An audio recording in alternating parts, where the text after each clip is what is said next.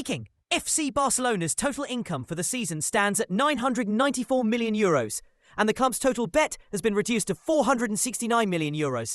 That combination of big revenue and a much smaller debt number is the single most important story for Barca fans right now, because it changes what the club can realistically do in the next transfer window and how safe the project is heading into the presidential election cycle.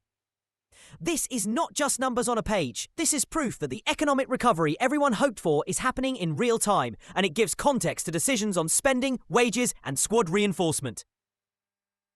Today, I want to walk through the three main engines behind this recovery: merchandising growth, record sponsorship income, and improving matchday receipts. And then connect those financial facts to the sporting questions that matter most: team intensity, Deco's recent message, and whether Barca really needs a classic number 9. By the end of this video, you will have a clear picture of why the club's finances are stabilising, what that stability buys on the pitch, and what the sensible priorities should be for summer 2026. Barcelona's operating income, reaching €994 million, is anchored by a few headline drivers. A record sponsorship deal contributing roughly €260 million has shifted the commercial balance, while global merchandising pushed revenues to around €170 million, an increase of roughly 55% year-on-year, driven by an expanded e-commerce footprint across more than 170 countries and a revamped product strategy. Social media dominance, including the club's huge YouTube presence, has amplified commercial appeal and monetization opportunities, and stadium attendance and match-related revenues, while not yet fully back to historically peak Spotify Camp Nou levels, have nonetheless recovered enough to materially improve the income mix. Those three streams together explain why operating income is nearing the €1 billion mark. On the liability side, the club's debt figure falling to €469 million represents a meaningful improvement from the meme-era headlines of €1.1 billion that haunted Barca a few years back. Year-on-year improvement of roughly €90 million demonstrates disciplined balance sheet management, and the wage bill, now representing about 54% of ordinary income, signals compliance with UEFA and domestic financial parameters. That wage-to-income ratio is important because it means the club is no longer locked into unsustainable salary structures, which in turn reduces the risk of forced player sales purely for accounting reasons. So, what does this all mean for transfer strategy and spending power? Conservatively optimistic projections point toward ordinary revenues of around €1.075 billion for 2025 to 26, helped by the progressive return to a renovated Spotify Camp Nou and continued commercial expansion. In practical terms, that could create breathing room to pursue one or two meaningful targets in the summer, without reverting to the reckless financial behaviour that caused past pain. The sensible path is clear. Target high-value additions that improve the squad in key weak spots while avoiding ballooning contracts or risky short-term gambles that would undo the progress made.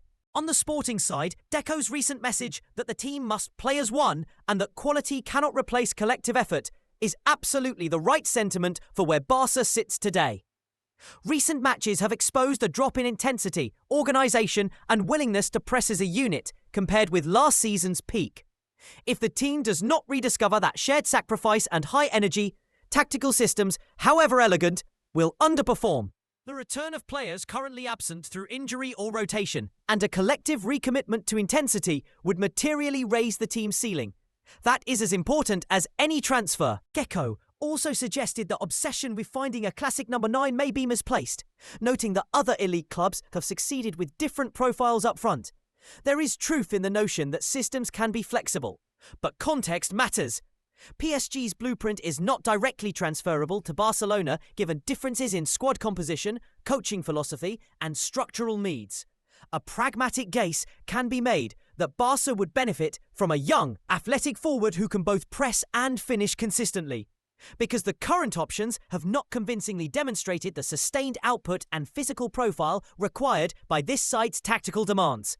Historical experiments with an improvised false 9 have produced inconsistent results, and the club should prioritise solutions that suit the system rather than fashionable comparisons.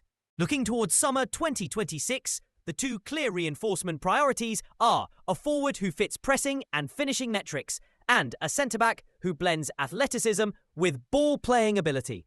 With improved finances, those reinforcements can be pursued responsibly.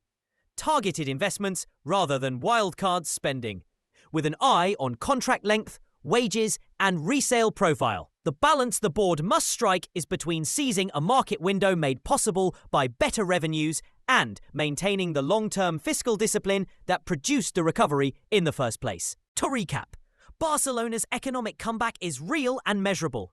Near €1 billion operating income, a significantly reduced debt burden, and a sustainable wage ratio create the structural foundation for competitive improvements on the pitch.